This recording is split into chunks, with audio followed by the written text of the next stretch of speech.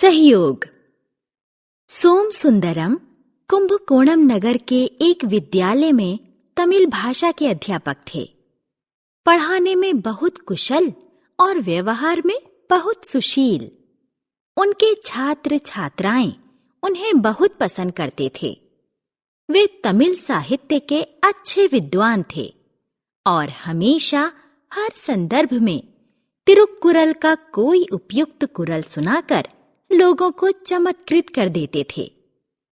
उम्र में बड़े होने के कारण विद्यालय के सभी अध्यापक उनका सम्मान करते थे।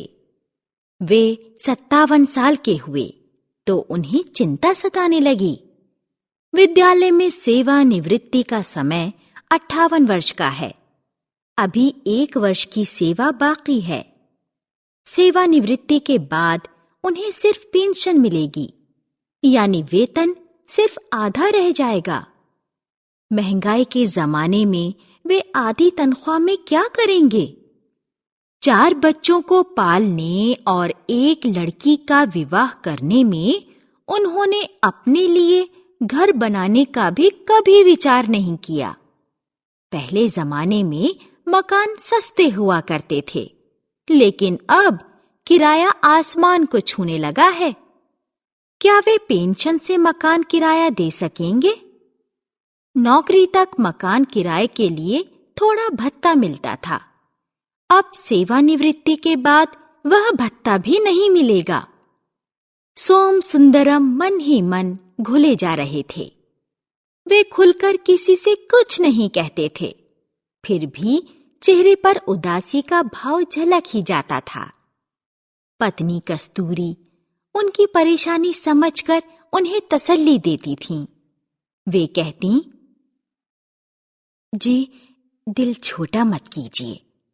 भगवान बालाजी ने इतने दिन हमारी नैया पार करा दी, अब आखिरी समय बेसहारा थोड़े ही छोड़ देंगे।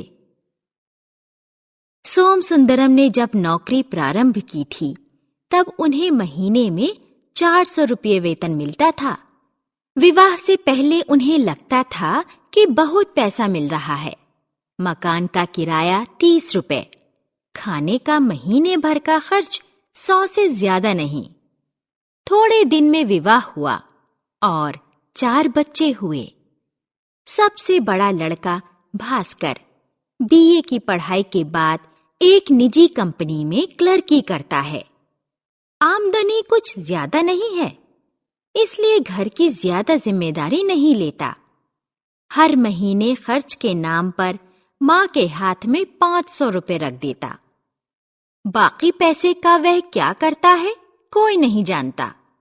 दूसरी लड़की चित्रा विवाहित है और पति के साथ कोयम्बतूर में रहती है। उसका विवाह 2 साल पहले ही हुआ था। तीसरे नंबर पर है कार्तिकेयन, जो अभी बीए के अंतिम वर्ष में है। अपने पिता की चिंता से अनजान।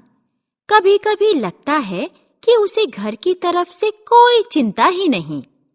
उसे मालूम है कि पिताजी अगले वर्ष सेवानिवृत्त होंगे और उनके पास पैसे की कमी हो जाएगी। फिर भी पिताजी से कहता रहता, सिर्फ बीए करके क्या मिलेगा आजकल?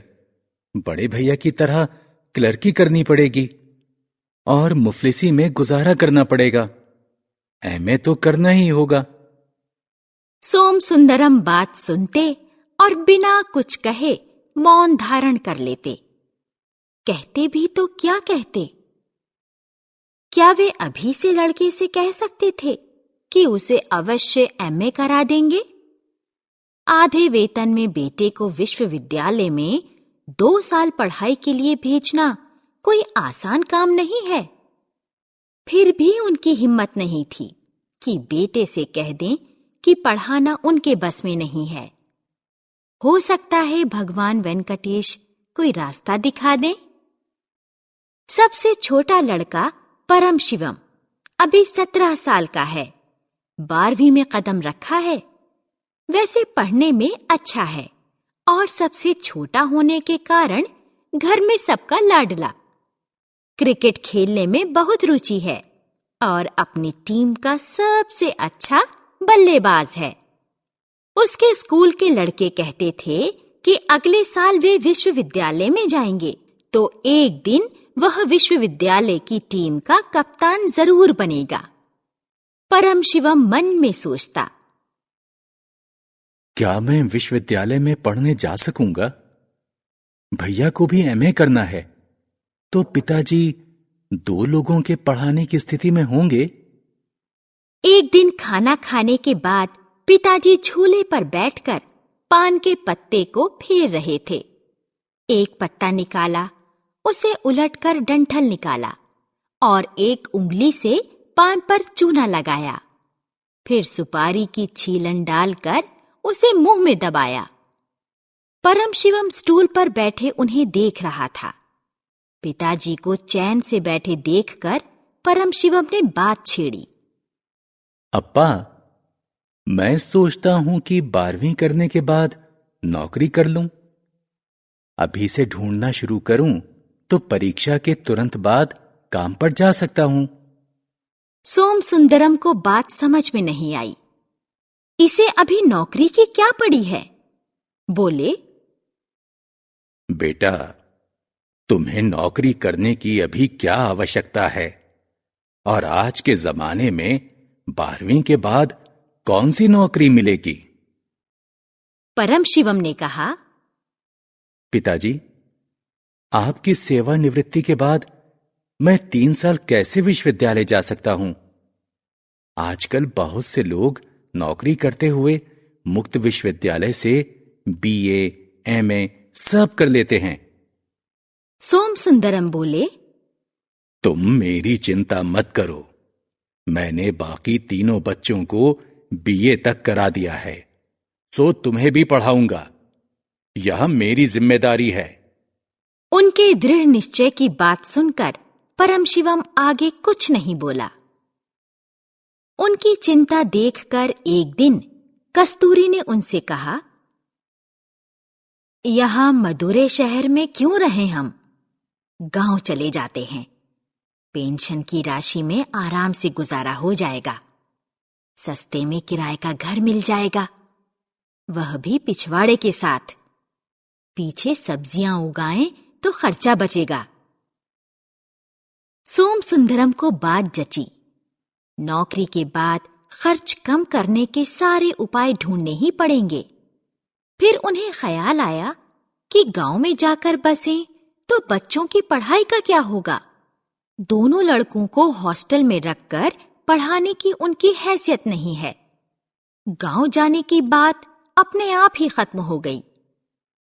सोम सुंदरम ने हिसाब लगाया कि सेवानिवृत्ति के बाद भविष्य निधि, ग्रेच्युटी के कुछ पैसे मिलेंगे। उससे वे दोनों बच्चों को एमए और बीए की पढ़ाई करा सकेंगे। इसी बीच एक समाचार मिला जो एक ओर सुखद था तो दूसरी ओर परेशान करने वाला भी था। सोम सुंदरम ने कुछ वर्ष पहले मदुरै आवास निगम की एक योजना के अंतर्गत 2 कमरे के मकान के लिए आवेदन किया था। पत्र से सूचना मिली थी कि मकान आवंटित हो गया है और उन्हें 6 महीने में पैसा जमा कराना होगा। उनके 3-4 महीने के बाद मकान का कब्जा मिल जाएगा। मकान मिलना एक अच्छी बात थी। अब उन्हें मकान मालिकों का मुंह नहीं ताकना पड़ेगा। खर्चा भी कम होगा क्योंकि किराया नहीं देना पड़ेगा। लेकिन परेशानी यह थी कि एक मुश्त सारी रकम जमा करनी होगी। परिवार के सब लोग बैठे थे। घर मिलने की बात पर सबको खुशी हो रही थी। सिर्फ सोम सुंदरम ही परेशान थे कि मकान का पैसा कहां से आएगा। वे बोले, मैंने हिसाब कर लिया है। भविष्य निधि और ग्रेच्युटी का सारा पैसा मकान के लिए देना होगा। मैंने चित्रा के विवाह के लिए विद्यालय से ऋण लिया था ना, इसलिए वह भी मुझे लौटाना होगा। इसलिए सोचता हूं कि पेंशन का थोड़ा अंश अभी से ले लूं। इससे मकान की राशि का भुगतान हो जाएगा। लेकिन फिर पेंशन कम मिलेगी। पता नहीं कम पेंशन में गुजारा कैसे करेंगे। यह कहकर उन्होंने दोनों बच्चों की तरफ देखा, मानो कह रहे हों, तुम लोग चिंता ना करना, तुम्हारी पढ़ाई की कुछ ना कुछ व्यवस्था करूंगा ही। मदुरै नगर में 1 लाख के आसपास सौराष्ट्री रहते हैं। लोग कहते हैं कि ये लोग 1000 साल पहले सौराष्ट्र से निकलकर दक्षिण भारत में आए और कांजीवरम, कुंभकोणम, मदुरै आदि शहरों में बस गए। 1000 साल हो गए, फिर भी उन्होंने अपनी भाषा नहीं छोड़ी। उनकी बोली सौराष्ट्री कही जाती है, जिसमें प्रधान अंश गुजराती है और तमिल के कई शब्द और उक्तियां हैं।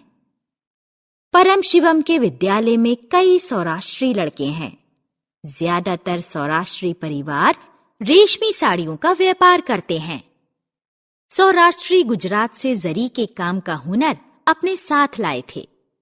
आज भी सूरत की जरी का देश में बहुत नाम है।